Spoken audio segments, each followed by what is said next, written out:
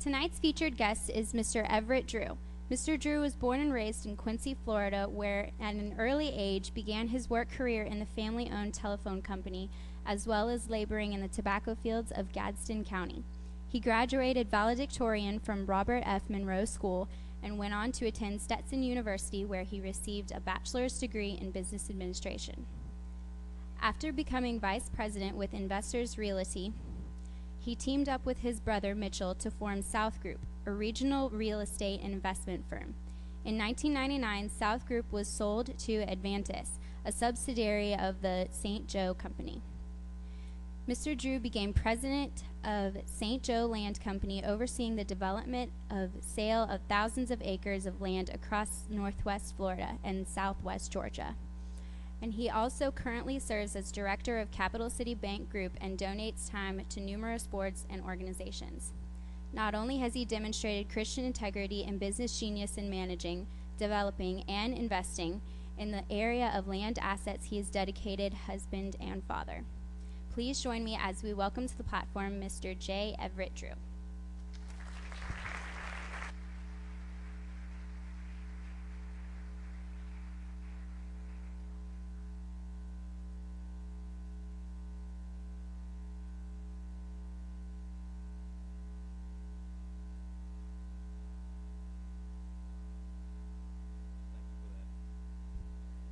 Microphone, turn it, there we go. Thank you for that kind introduction.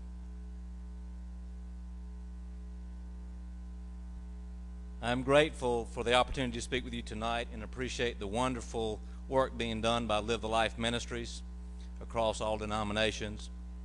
Live the Life plays an increasingly important role as a common voice for Christian work in our community. I'm particularly grateful to them in providing for and planning this baccalaureate service.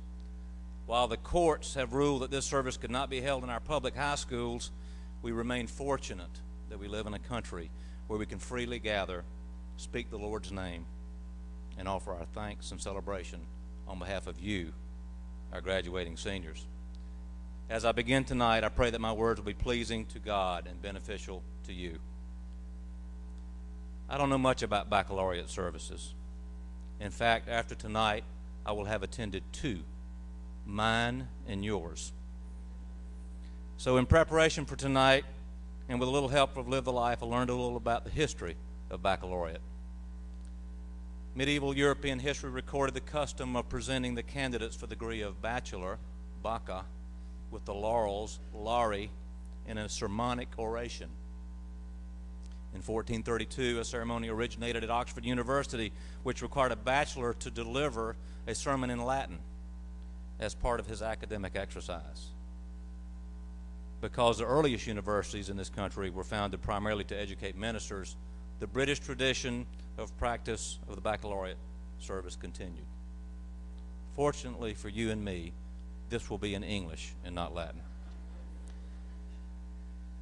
So baccalaureate, in my words, is a moment in time where we celebrate your life and the culmination of your high school education, remembering that the sole source of all good comes through our Heavenly Father. I celebrate with you this ending and new beginning as you head into the world as young adults. It has been quite a few years, 33 to be exact, since I was sitting in your seat. Ancient history to you and a few moments ago to me. I have no recollection of what was said or whether I was inspired, but I clearly remember the excitement of the time, my anticipation of moving to college and newfound freedom, the wonder of a new life ahead. With that wonder also came some self-examination of what would become of me. How would a small-town boy from a graduating class of 21 cope in school with those different backgrounds in education? How would I get along out of the hometown that I grew up in? In short, how was I going to face the challenges that lay ahead? Perhaps you have had similar thoughts as you think about tomorrow and what it may bring. Looking back, as a generation, we faced turbulent times in race relations, gas shortages with sky-high prices, and an unpopular war that drug on. Unfortunately, my generation is handing you a similar set of circumstances to deal with. In race and immigration, no easy solutions for high energy costs and a war that appears to have no end in sight.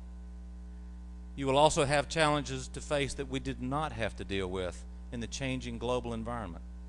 For the first time since World War II, our country's future position as the undisputed world leader is legitimately in question. I read recently in a March issue of the U.S. News and World Report an article entitled, "Can America Keep Up?" It is filled with quotes and statements regarding issues we all must face, but more importantly, will have a direct impact on your generation. I will share a few of them with you. Our education quality is lagging, as our 8th graders rank 9th in science and 15th in math in the world, indicating others are willing to study harder than we are. 6 of the world's top 25 information technology companies are based in the U.S. as compared to 14 in Asia, a market we virtually owned not long ago. We spend more on torts at $205 billion than we do on research and development at $195 billion. In other words, we spend more time and energy suing each other than we do looking for the next products to generate. So what do some of our nation's industry leaders have to say about these statistics? From the same article, Nicholas Donofrio, IBM's #2 executive, told a gathering of colleagues and clients recently, "You should be worried. We have no right to the standard of living we have. It can disappear as fast as it came."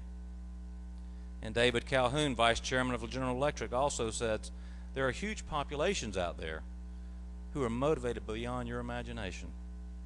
That's what you're going to contend with. They didn't grow up with what you had, but they want it. And you can't believe how much studying goes on in those families." These are tough statistics and tough talk from individuals who are paid a lot to worry about the future. Perhaps these indicate that our past success has brought us to a false sense of entitlement, or the work ethic for which we have been famous is fading.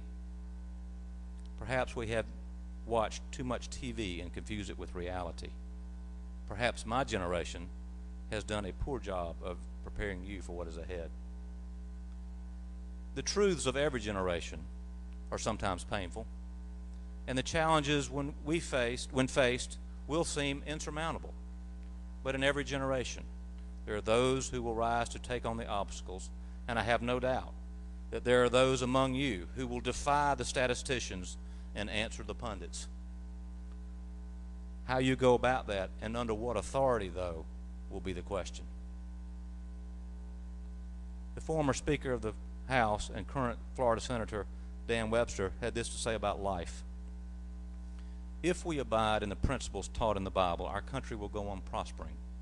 But if we neglect its instruction and authority, no man can tell how sudden a catastrophe may overwhelm us and bury our glory in profound obscurity." Let me repeat in my own words. If we abide by the principles taught in the Bible, we may be prosperous. But if we neglect its instruction and authority, all of what we have been blessed with can be taken away in a moment's notice. Strong words from Senator Webster, who is known as a thoughtful, humble, and obedient man. Have we abided in the principles of the Bible? Do we reflect the Judeo-Christian heritage of our past, or have we succumbed to the standards that we find reflected in our movies and television? Have we edged God out of our lives? Have we become desensitized to aberrant behavior? Are we truly one nation under God? You will need to decide for yourselves if we are following God's path as a nation. But you can be sure if we do not know Him individually, we cannot follow Him collectively. And so too, as leaders, you will have to decide as you answer the challenges of your generation, either with or without God. In business, you are measured by the sum of your work. Effectively, what you produce and how you produce it. In life, Jesus said quite simply and profoundly, "You will know them by their fruit," meaning the produce of our life is a measure of who we are, and that Jesus' fruit cannot be produced apart from Jesus the vine. This produce is not measured in money or things, but in our heart and actions. Our individual and collective fruit will be determined by our relationship with the Almighty.